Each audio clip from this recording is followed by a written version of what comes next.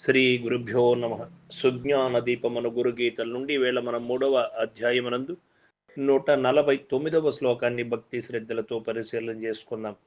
గురు ధ్యాన తదా స్వాంతి స్వయం బ్రహ్మమయో భవేత్ పిండే పదే తదా రూపే ముక్తోసౌ నాత్ర సంశయః. ముక్తోసౌ నాత్ర సంశయః.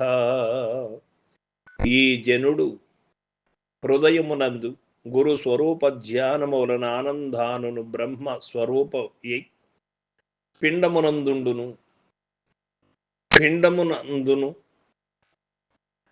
భదమునందును రూపము నందును ముక్తుడగును, దీనికి సంశయము లేదు అంటూ ఉన్నాడు పరమాత్మ.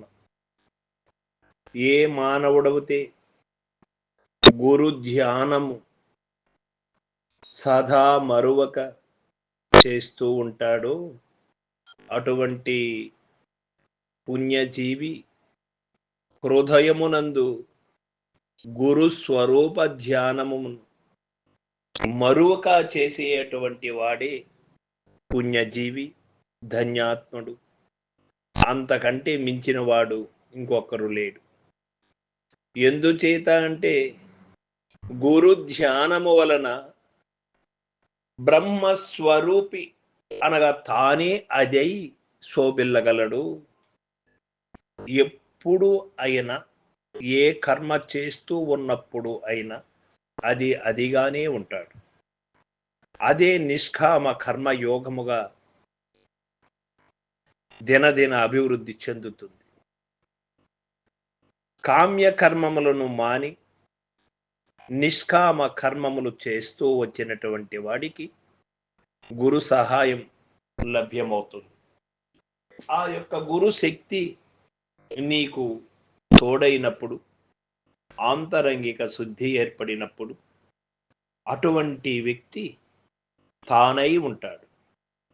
ఈ లేని దేహములకు అతీతముగా ఉంటాడు.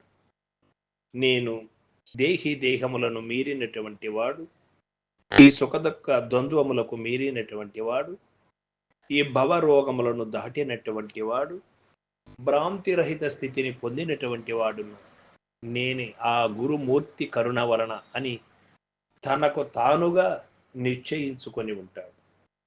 తనకు తానుగా అనుభవించి ఉంటాడు.